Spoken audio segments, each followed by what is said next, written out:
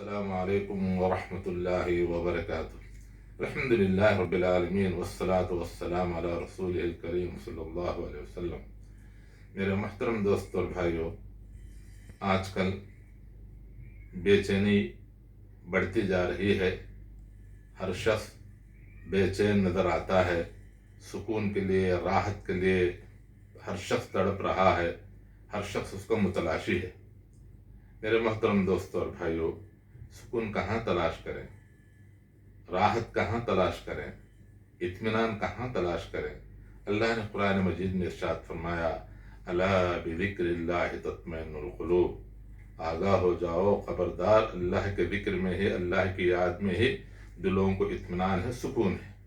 تو لہذا میرے محترم دوستوں اور بھائیوں، ذکر کی تعریف کیا ہے، ذکر کیا ہے، اور ذکر کس وقت میں کرنا ہے، کس انداز سے کرنا ہے، انشاءاللہ یہ آپ کے اور ہمارے سامنے اس کے تعلق سے 2 منٹ کے مختصر ویڈیوز آپ کے اور ہمارے سامنے انشاءاللہ آئیں گے۔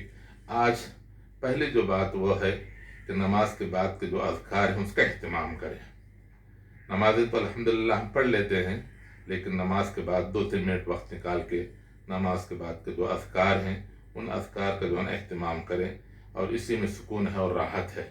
آیت الکرسی ہے، سورۃ الاخلاص ہے، اور معوذتین ہے، سورۃ الفلق، سورۃ الناس ہے، اور پھر جو ہے سبحان اللہ وبحمدہ، سبحان اللہ العظیم ہے، اللہم اعنی علی ذکرک و شکرک و حسن عبادتک۔ خاص کر کے مسجدوں میں آپ اور ہم جاتے ہیں تو مسجد میں جو ہے نا سامنے جو ہے نا یہ اذکار لکھی ہوئے ہوتے ہیں۔